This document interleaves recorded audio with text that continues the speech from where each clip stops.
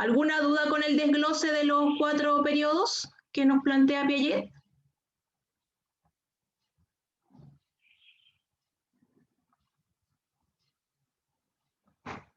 ¿No? Bien, perfecto. Seguimos entonces. ¿Ya? Eso es a grandes rasgos lo que nos plantea Piaget desde la psicología. ¿Ya? Recuerden que muchos de estos paradigmas están sustentados en una primera instancia desde la psicología para posteriormente irlos adaptando a la pedagogía. ¿Ya? Después tenemos a Vygotsky, que él nos habla de que los procesos son más de índole social, ¿ya? Y él plantea cómo influye la sociedad en el estudiante que aprende, ¿ya? Y dicen que a este autor le asocian el apellido del constructivismo, que dicen que en el caso de él es un constructivismo de tipo social, ¿ya? Y se desglosan varias concepciones sociales sobre lo que es el aprendizaje. Aquí ya empezamos a tomar en cuenta la parte de la comunicación, cómo influye la comunicación en los procesos de aprendizaje, una comunicación de carácter efectivo, cómo influyen los contextos en el proceso de aprendizaje, ¿ya? Porque no es lo mismo enseñar en una escuela urbana que enseñar en una escuela rural, no es lo mismo enseñar en un colegio público que enseñar en un colegio particular, ¿ya? Y ahí nosotros vamos tomando ciertas concepciones sociales que nos sirven para tomar decisiones en los procesos de enseñanza-aprendizaje de nuestros estudiantes, ¿ya? Plantea que la interacción entre el sujeto y el medio, ¿ya? Va a promover aprendizaje y sobre todo lo que es los factores sociales y los factores culturales, ¿ya? Y este autor también va a hablar de lo que son las zonas de desarrollo próximo, ¿ya? En el cual el estudiante tiene la capacidad de aprender por sí solo, ¿ya? Y lo que él puede aprender con ayuda de otro, ¿ya? Entonces, ¿por qué habla de esto? Este autor empieza a hablar de que el estudiante tiene cierta autonomía para aprender y puede aprender solo ciertas cosas y que en la zona de desarrollo próximo ahí necesita la interacción o el apoyo del profesor, ¿ya?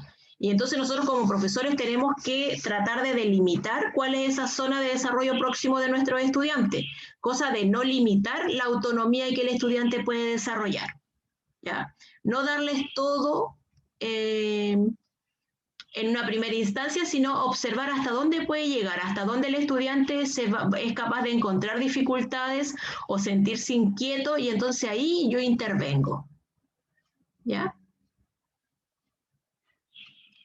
Esta teoría empieza a hablar también de que el profesor tiene un rol de facilitador, otra palabra clave, facilitador dentro de las estructuras mentales de los estudiantes, ¿ya? ¿Y qué es lo que va a facilitar este profesor? Que se vayan construyendo aprendizajes más complejos, ¿ya? Considera Vygotsky plantea que el individuo va a ser el resultado también de los procesos históricos, de los procesos sociales, de los procesos culturales, ¿ya? Y el lenguaje va a desempeñar un papel esencial, el cómo nos comunicamos. ¿Existe una comunicación efectiva dentro de nuestras aulas? ¿Sí o no? ¿Ya? Eso es lo que nosotros tenemos que considerar muy importante dentro de este autor, ¿ya? Y como varios de ustedes señalaron, tenemos a David Ausubel, ¿ya? Esta persona es psicólogo y es pedagogo estadounidense, y él plantea desde sus conocimientos el concepto de aprendizaje significativo. Palabra clave de la clase de hoy, aprendizaje significativo. ¿Qué entienden ustedes por aprendizaje significativo? ¿O qué creen entender por aprendizaje significativo?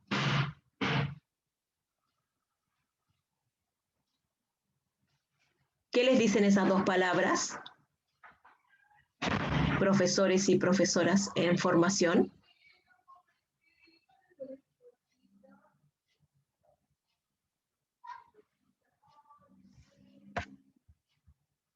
¿Qué les dice aprendizaje significativo? ¿Tienen alguna noción? ¿Lo han escuchado en alguna otra asignatura, en algún otro momento?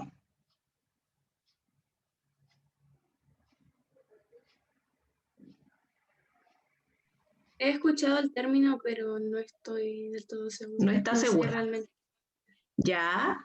¿Y qué crees que significa?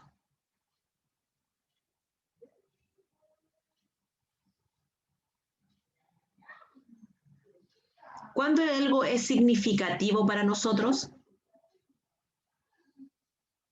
¿Lo emocional, profesora? Ya, el factor emocional, dicen acá, ¿ya? Cuando algo es significativo, también va de la mano con que es importante, con que lo considero importante, ¿ya? Es como, por ejemplo, no sé, no es lo mismo recibir un regalo de una persona X que recibir, por ejemplo, el regalo de un hijo, o el regalo del esposo, o del pololo. ¿Ya? Quizá a lo mejor es más significativo en esas personas, ¿o no? Cuando tiene un mayor nivel de importancia y tiene que ver con que desde el punto de vista del aprendizaje, cuando yo lo voy a usar, para mí es importante haber aprendido eso, ¿ya? Y nunca más lo voy a olvidar porque lo necesito. En mi día a día yo necesito ejecutar esa acción, ya llevar a cabo ese procedimiento y nunca lo voy a olvidar. ¿Ya? Entonces, por eso es significativo para mí, porque a mí me sirve. Dentro de mis particularidades, dentro de mi ser, yo considero que es significativo y lo voy a ocupar cada vez que sea necesario. ¿Ya? En cambio, hay otras cosas que son aprendizajes, cuando hablamos de los aprendizajes superficiales y aprendizajes profundos, también va un poquito de la mano con eso. ¿Ya? Hay aprendizajes profundos porque los voy a ocupar siempre y son muy importantes para mí mantenerlos en mi cabeza, y hay otros superficiales que los voy a ocupar en un momento de la vida y después no los voy a ocupar nunca más, entonces mi cabeza los va desechando. ¿Ya? Eso tiene que ver acá con los más o menos para entender en palabras simples lo que es el aprendizaje significativo. ¿Ya? Y dice que hay tipos de aprendizaje significativo. ¿Ya? Tenemos el aprendizaje de las representaciones, ¿ya? Que es cuando el niño adquiere el vocabulario, aprende primeras palabras que representan objetos reales que tienen un significado para él, ¿ya? Sin embargo, no tiene la capacidad de categorizarlos, ¿ya? Por ejemplo, a lo mejor para el estudiante va a ser muy importante, o para este pequeño, decir, y tiene que ver también, va de la mano con el lenguaje, para ellos va a ser muy importante aprender a decir mamá o papá, porque sabe que esa palabra le va a significar al niño. ¿Qué significa que un niño pequeñito de 8 meses, 1 año, sepa decir mamá? ¿Para qué va a ocupar esa palabra?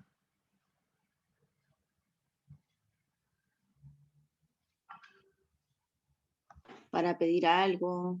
Para comunicarse. Para pedir algo, ¿no es cierto? Porque sabe que si él emite ese sonido, que nosotros como adultos vamos a, me está llamando, vamos a comprender, me está llamando, ¿ya? Pero el niño no tiene la capacidad de codificar que está, pero sabe que si emite ese sonido va a tener la atención de ese adulto que él quiere. ¿Entienden? Entonces, a esta edad hablamos del aprendizaje de las representaciones, ¿ya? El estudiante a lo mejor, el niño o niña, si llora, a lo mejor a veces no le va a pasar nada al niño, a lo mejor no le duele nada, no se ha golpeado nada, pero comprende el significado de que si él llora va a captar la atención de ese adulto, que es lo que él necesita, ¿ya? o va a señalar, hay ciertas palabras que a él le van a significar cosas que le van a satisfacer sus necesidades. ¿Ya? A lo mejor el niño no va a decir pelota, pero dice eta, y el adulto sabe que el niño quiere jugar a ese momento, quiere jugar a la pelota. ¿Ya? Después tenemos el aprendizaje de los conceptos, que es cuando el estudiante o este niño o niña ya es capaz de participar de experiencias más concretas. ¿Ya? Ya empieza como a codificar y a asociar la palabra a... comprender que otras personas también van a ocupar esas palabras, ¿ya? Porque muchos niños en el jardín, cuando las que tienen la experiencia de ser madre o padre, cuando van a dejar al jardín, ¿cuántos niños dicen al mismo tiempo mamá, mamá, mamá, mamá, mamá? O tía, tía, tía, tía. ¿Cuántos? ¿Varios o pocos o ninguno? Cuando vamos el primer día de clase y vamos a dejar a nuestro hijo o hija al preescolar, y todos están diciendo mamá, mamá, mamá, mamá, mamá. ¿Son muchos o pocos? Son muchos. Son muchos, ¿no es cierto? Pero el niño sabe que no todas las señoras que están ahí o no todos los caballeros que están ahí son sus papás, ¿ya? Pero y asocian que el término mamá es para su mamá específica, pero también comprenden que todos sus compañeros también ocupan la misma terminología que ellos, ¿ya? Entonces eso tiene que ver con los conceptos. Yo puedo a pesar de ser niño, ya de preescolar, ya puedo comprender perfectamente que muchos niños pueden decir mamá, pero solamente yo con la palabra mamá me refiero a mi madre, ¿ya? Pueden existir muchos autos o muchas muñecas, pero los estudiantes, el niño sabe cuál es la que le corresponde de forma concreta a él o ella, ¿ya? Después tenemos el aprendizaje de las proposiciones, ¿ya?